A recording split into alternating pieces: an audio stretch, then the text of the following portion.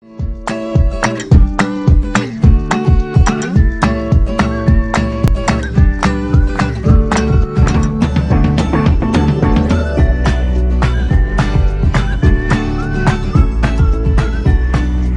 morning, Sri Lanka. Welcome to another Fit and Fabulous show, right, Banu?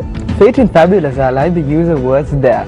Correct words to use. Those two words are the exact words that will be the theme of today's show, where we are going to focus on fitness. Stay fit on Good Morning Sri Lanka. And that's very important, isn't it? Because all of us have to get up in the morning. We have so many things to do. We have a packed schedule till the end of the day. But at the same time, this is also important. Staying fit, staying healthy and maintaining yourself should also be a part of your schedule. But sometimes it's a bit difficult to squeeze it in, right, Banu? Of course, and we've got a guest coming up as well, but before that we do have a very, very entertaining video, I would call it, and an educational video at that, to learn some of the tips that we could find on the net. And of course, if you're at home right now, want to get some good looking abs to impress the ladies, of course, this is going to be one helpful video. So watch this and we'll be able to talk about it more. To get a six-pack. Get those washboard abs you've always dreamt of with these tips and your determination. You will need exercise, light weights, water, rest, a healthy diet, and dedication. Always consult a physician before attempting any exercise plan. Step 1. Exercise your abdominal muscles 2 to 3 times a week for at least 20 minutes. Focus on slow and controlled reps. Make crunches a little harder by adding weight. Hold the weight behind your head or on your chest. Step 2. Lift weights 3 times a week. This will increase muscle mass. The more muscles you have, the more calories your body will burn. Step 3. Incorporate aerobic exercise 4 times a week for at least 20 minutes. Aerobic exercise burns fat, which will help reveal the ab muscles you're building. Try biking, swimming, or brisk walking. Step 4. Eat a well-balanced diet that includes plenty of fruits and vegetables and lean protein. Your diet is key to getting a six-pack. Step 5. Drink lots of water. Water helps you stay hydrated, helps rid your body of toxins, and keeps you from being bloated. Step 6. Get plenty of sleep. Rest will help your muscles heal and build new tissue. Step 7. Discipline, hard work, and determination will get you results. Stick with it. Did you know? Jumping rope for 1 hour can burn around 658 calories. Wow. How many times a week do you work out, Banu? I have no idea. Just check my schedule and reschedule my schedule, if you know what I mean. We've got an interesting guest, Amaya. Go for it, give the introduction. I'm looking forward for this chat. It's going to be a legendary one. Alright, so before that, I think we also have another video coming up. Yes. Wow. Let's check it out then. It's all about nutrition and what to eat while exercising. So that's important as well. So we'll introduce the guest in just a little bit, but let's go to that video and see what it's all about as well. Develop healthy eating habits. Good health is just a matter of taking a new approach to eating and making simple changes. You will need cooking facilities, a shopping list, healthy foods, breakfast, healthy snacks, and water. Optional, books and internet access. Step 1. Cook and prepare your own meals as often as you can. This will help you avoid eating processed and fast foods, which are higher in sodium and fat.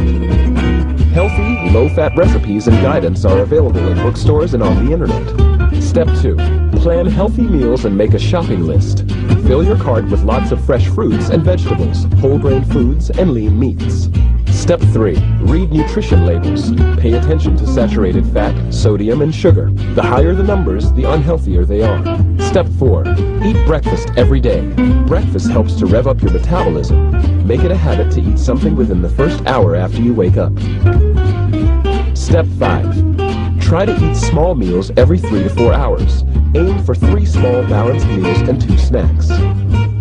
Step 6. Drink plenty of water every day. Water hydrates the body and aids the digestive system, and it's calorie-free. Step 7. Feel the difference in your body. More energy and stamina, as well as sharper thinking as you feed your body healthy foods. So Baru, that was an interesting video. But to get some professional advice about really what can you do and what can't you do, we have here with us in studio today a fitness professional who has been in the field for over 10 years, and he's also a personal trainer. So without further ado, let me introduce to you Maduranga Perera. Hello, sir. Welcome to the show. Good morning. Good morning, Amaya. Good morning. And tell us, what is your morning routine like as a fitness professional? What do you do first thing in the morning? Yeah, first thing, once I wake up around 5 o'clock, then I have my coffee. It could have been ideal if I could run a little bit and do some exercise early morning, but unfortunately I have my clients in the morning. They're waiting for me around 5:30. So first thing I do is train them. Then when I get a break, I start my workout. Then I go for my breakfast. That's how my day flows. Okay, Maduranga, to start off with, where do one have to begin with to start off in being healthy and to get a good body workout? What's the step number one? Step number one is like, you should learn, you should study more about this, you know. You should not jump into it without knowing anything. First thing is, you must find the right person who can get right advice for you, and you should hand over your fitness future to this guy, you know, like you get his information, the things that he knows, then you can start the way that he recommends you. That's the best way to start it, you know. Most of the people, they go to the gym and they start working out without knowing anything. They just look at the big guys and they do what they're doing, and that's not the way to start it. There's a way to start it, like you have to start from the basics, then go for the advanced things. So when you talk about basics, what's the step number one on the basic panel? Where do you really begin? Is it the cycling, or is it lifting the short weights, or? So once you hit the gym, the first thing you should do is start warm up, you know. You don't do any stretchings or anything without warm up. Yeah. Cycle is the best thing to warm up because it doesn't put stress on your knees, so you can warm up without putting stress on your joints. Like by doing like 15 minutes cycling, you can have a good warm up. And if you don't have any cardio machines in the gym, you can do some push-ups, some jumpings, you know, like free body movements. Something to get the heart rate going up, yeah. Alright.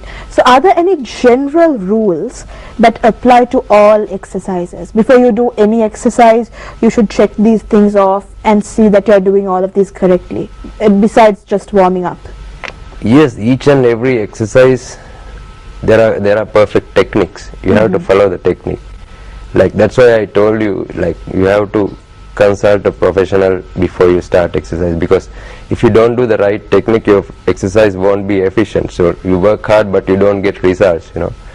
You have to, for that you have to have the assistance of someone who knows about it. So is it necessary, or is it a must for you to join a gym, or can you have your own gym at home? You can have your own gym at home. Okay. What do you recommend apart from the cost factor? Of course, like it's better if you can go to the gym. Like if you don't have money to go to a gym, you can have some dumbbells, adjustable dumbbells at home, and a bike, mountain bike, you know. You go ride the bike for 15 minutes and come home and lift some weights.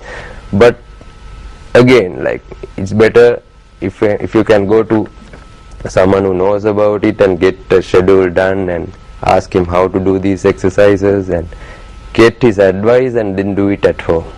Don't straight away start at home. Okay, I think we just skimmed a little bit of the shallow end when it comes to fitness, and after the break we'll go deeper into the pool of fitness, right, Amaya? Alright, Manu, wow, nice way of putting it. Of course, I'm a genius at that. So I think we have to go for a small commercial break, but do stay right with us. We'll be back on Good Morning Sri Lanka.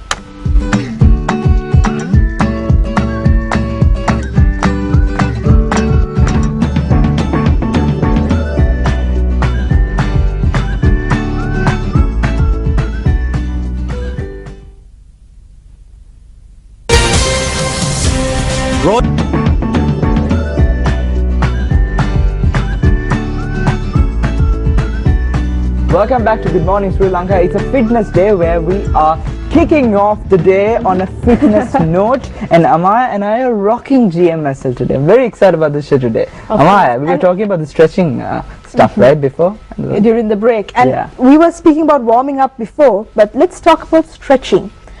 some people just go from warming up straight away to the weights, but that's not the correct way, is it? You have to Yeah. stretch. What are the benefits of stretching? Stretchings, like when we work out, when we lift weights, we are not working only our muscles. There are ligaments, tendons, there are a lot of things, especially in our joints, you know. Of course. Stretchings help us to increase your blood flow to the muscles and your joints, and it will warm up your joints, and then it prevents occurrence of the injuries, you know. Like, that's the main benefit of stretchings. Plus the range of motion. There's a range of motion in each and every muscle. The stretching increases your range of motion, so that helps for the muscle to totally stretch, and so it contracts and stretches for the whole range of motion. Like, otherwise if you're doing it halfway, and the muscle will grow halfway, something like that, you know. Oh, I see. So by any chance, it's not recommended for anyone to get into the main exercises before stretching. Are there any consequences if someone goes on to do the exercises Without stretching? Exactly. He can get injuries. There's a chance of getting injuries if you do. So stretching is especially- very important before you do any exercises. Of That's course. the most important thing. But Especially lifting weights. Yeah. speaking about lifting weights, now is this a myth or not? True or false, I'm asking you, that lifting bigger weights will get you bigger muscles. It's not a myth.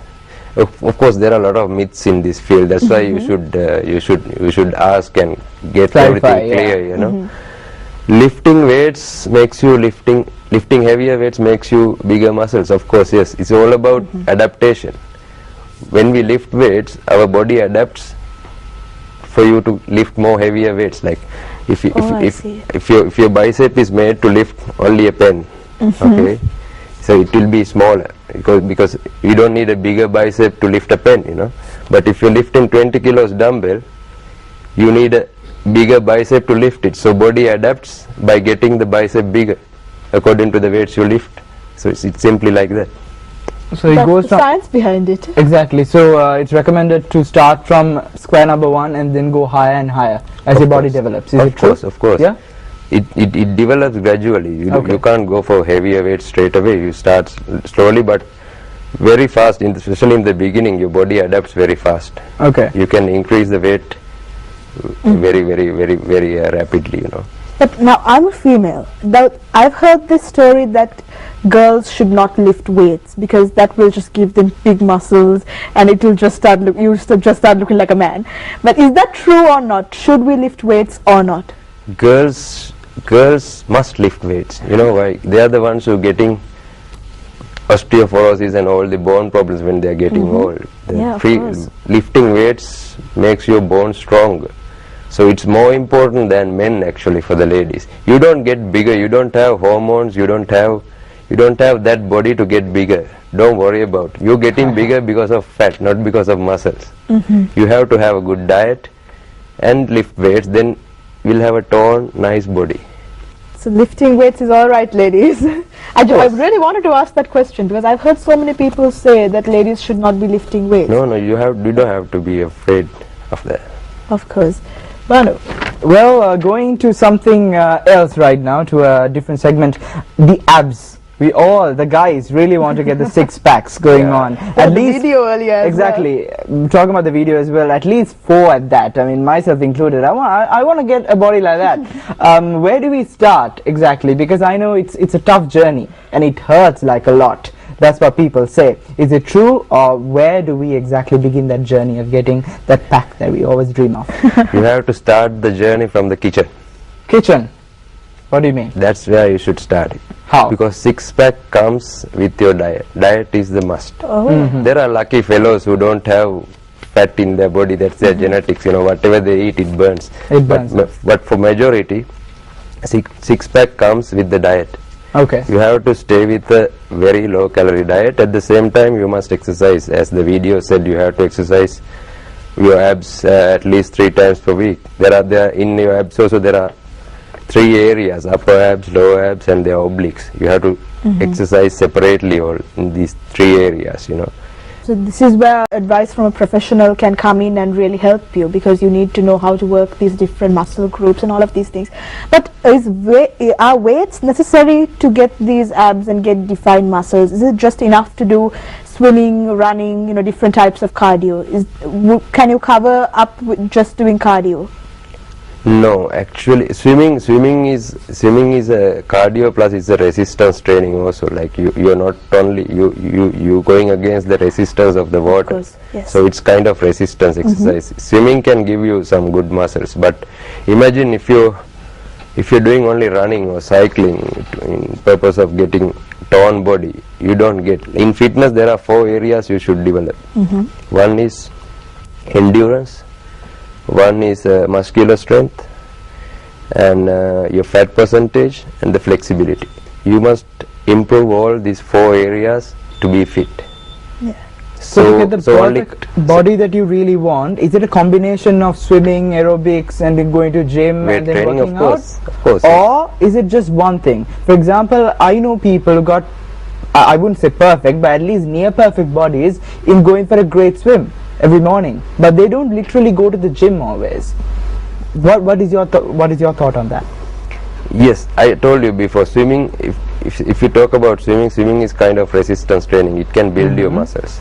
Like if you say a fat person, like 90, I'm sorry, should not say fat, it's a bad word. Yeah. If a 90 kilos guy, he goes for running purpose of losing weight, okay, after running for like three months, he will reach 70. But as example, if you look like a big potato before, when he reach 70, he will look like a small potato. But he has lost weight, but he doesn't have a shape in his body. Okay. On the other hand, the difficult part is to maintain the weight that you lost. It's easy to lose weight, it's not that difficult. But the difficult part is to maintain the weight that you reached. For that you need some muscles, because muscles improve your metabolism. So high metabolism helps you to keep the weight stable instead of rising up and down, So what is strength training exactly? So strength training is just lifting weights, or are there other components to strength training as well? Yes, strength training and bodybuilding are 2 different things. Like they are combined, but like somebody who's training for strength, his target is to lift as maximum weight he can. That's his target. But for bodybuilder, for someone who wants to build up his muscles, his goal should be to contract his muscles for the maximum.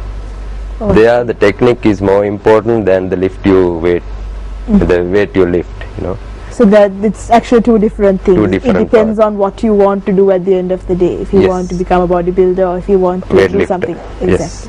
All right. So how much time do you need to dedicate from your week? Because everyone has a very busy week and they have so many things happening during the week. But how much time, the minimum amount of time that you need to set aside if you want to get a toned body or a strengthened body? How much time do you have to set aside?